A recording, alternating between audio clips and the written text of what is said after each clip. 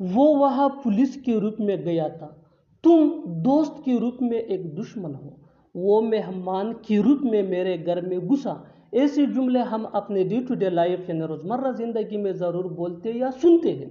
इन जुमलों में हम कह रहे हैं रूप में। इसके लिए आपको यूज़ करना होगा इंग्लिश में इन द गाइज ऑफ।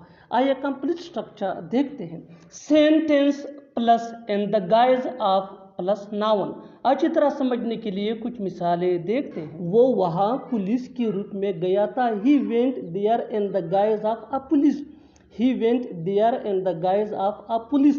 तुम दोस्त के रूप में एक दुश्मन हो। You are an enemy in the guise of a friend. You are an enemy in the guise of a friend. वो मेहमान के रूप में मेरे घर में घुसा। He entered my home in the guise of a guest.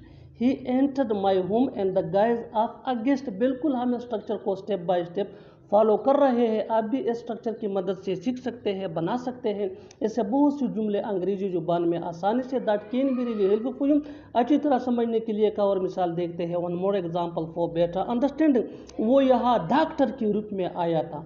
वो यहाँ डॉक्टर के रूप में आया था। He came here in the guise of a doctor. He came here in the guise of a doctor. और आखिर में ये सेंटेंस आपके लिए कॉमन सेशन में इसका जवाब ज़रूर देना। वो एक गरीब के रूप में वहाँ गया था। वो एक गरीब के रूप में वहाँ गया था। Subscribe to English PS for more advance English sentence structure. Thanks मानना। बहुत बोलने लगे हो तुम। बहुत चलाने लगा है वो। बहुत झूठ बोलने लगे हो तुम। ऐसे जुमले हम अपने डे टू डे लाइफ यानी रोज़मर्रा ज़िंदगी में ज़रूर बोलते या सुनते हैं। इन जुमलों के लिए इंग्लिश का ये स्ट्रक्चर यूज़ होता है सब्जेक्ट प्लस हेज या हेफ या हेड। हेज ये ही शी इट या सिंगुलर नेम के साथ यूज़ होता है। हेफ ये आई वी दे या प्लूरल नेम के साथ यूज़ होता है। हेड ये सिंपल पास्ट टेंस में यूज़ होता है। Plus started plus verb plus I N G plus a lot. अच्छी तरह समझने के लिए कुछ मिसालें देखते हैं। बहुत बोलने लगे हो तुम। बहुत बोलने लगे हो तुम। You have started speaking a lot. You have started speaking a lot. बहुत चलाने लगा है वो। He has started shouting a lot. He has started shouting a lot. बहुत झूठ बोलने लगे हो तुम। You have started telling a lie a lot. You have started telling a lie a lot. बिल्कुल हम स्ट्रक्चर को स्टेप बाय स्टेप फॉलो कर रहे हैं। आप भी इस फार्मूले की मदद से सीख सकते हैं, बना सकते हैं। ऐसे हज़ारों जुमले अंग्रेजी जुबान में आसानी से that can be really helpful. अच्छी तरह समझने के लिए एक और मिसाल देखते हैं। One more example for better understanding. बहुत पढ़ने लगे हो तुम। बहुत पढ़ने लगे हो तुम। You have started reading a lot.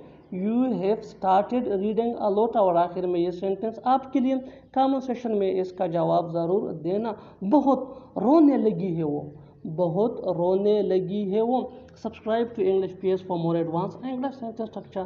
Thanks मानी।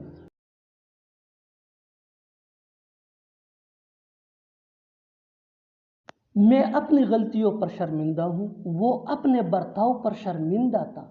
मैं खुद पर शर्मिंदा हूँ। ऐसे जुमले हम अपने डे टू डे लाइफ यानी रोज़मर्रा ज़िंदगी में ज़रूर बोलते या सुनते हैं। इन जुमलों में हम कह रहे हैं शर्मिंदा होना। इसके लिए आपको यूज़ करना होगा इंग्लिश में अशेम्ड ऑफ। आइए कंप्लीट स्ट्रक्चर देखते हैं। सब्जेक्ट प्लस हेल्पिंग वर्ब जिसको ऑक्सिलरी वर्ब भी कहा जाता है, ये टेंस या सब्जेक्ट के मुताबिक होता है। Plus ashamed of plus object या verb plus I N G. अच्छी तरह समझने के लिए कुछ मिसालें देखते हैं। मैं अपनी गलतियों पर शर्मिंदा हूँ। I am ashamed of my mistakes. I am ashamed of my mistakes. वो अपने बर्ताव पर शर्मिंदा था। He was ashamed of his behaviour. He was ashamed of his behaviour. मैं खुद पर शर्मिंदा हूँ। I am ashamed of my self. I am ashamed of my self. बिल्कुल हम स्ट्रक्चर को स्टेप बाय स्टेप फॉलो कर रहे हैं। आप भी स्ट्रक्चर की मदद से सीख सकते हैं, बना सकते हैं। ऐसे हज़ारों जुमले अंग्रेजी जुबान में आसानी से that can be really helpful. अच्छी तरह समझने के लिए एक और मिसाल देखते हैं। One more example for better understanding. तुम्हें शर्मिंदा होना चाहिए। You should be ashamed of your self. You should be ashamed of your self. और आखिर में ये सेंटेंस आपके लिए कॉमन सेशन में इसका जवाब ज़रूर देना। तुम्हें यह काम करने पर शर्मिंदा होना चाहिए। तुम्हें यह काम करने पर शर्मिंदा होना चाहिए। Subscribe to English PS for more advance English sentence structure. Thanks मानना। मुझे अपना घर बेचना पड़ सकता है। तुम्हें वहाँ जाना पड़ सकता है, मुझे अपनी पढ़ाई छोड़नी पड़ सकती है। ऐसे जुमले हम अपने डे टू डे लाइफ में रोज़मर्रा ज़िंदगी में ज़रूर बोलते या सुनते हैं। इन जुमलों में हम कह रहे हैं पढ़ सकता है, पढ़ सकती है या पढ़ सकते हैं। इसके लिए आपको यूज़ करना होगा इंग्लिश में मे हैव टू। आइए कंप्लीट स्ट्रक्चर समझते हैं।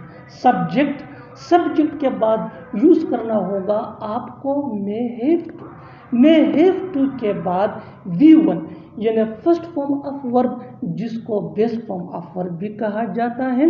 V1 के बाद अदर वर्ड्स अगर है तो।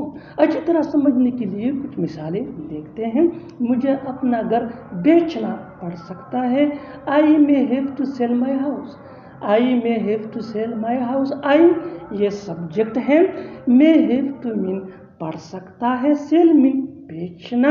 One more example for better understanding, तुम्हें वहाँ जाना पड़ सकता है बिल्कुल डे टू डे लाइफ का कॉमन सेंटेंस है जो रोज़ हम बोलते या सुनते हैं। ऐसे फिक्र अपने रोज़मर्रा ज़िंदगी में। You may have to go there, you may have to go there यानी तुम्हें वहाँ जाना पड़ सकता है।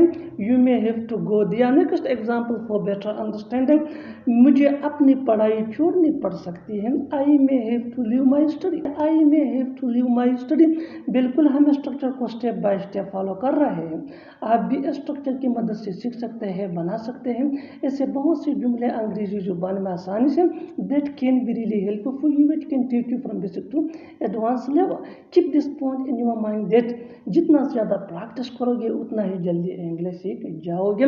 One more example for better understanding, तुम्हें घर जाना पड़ सकता है, तुम्हें घर जाना पड़ सकता है।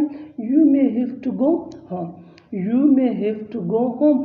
यू ये सब्जेक्ट है। मे हैव टू मीन पढ़ सकता है। मे हैव टू के फौरन बाद V1 यानी बेस फॉर्म ऑफ वर्ब आया है यानी गो, ये V1 है फर्स्ट फॉर्म ऑफ वर्ब। और आखिर में ये सेंटेंस आपके लिए कमेंट सेक्शन में इसका जवाब ज़रूर देना।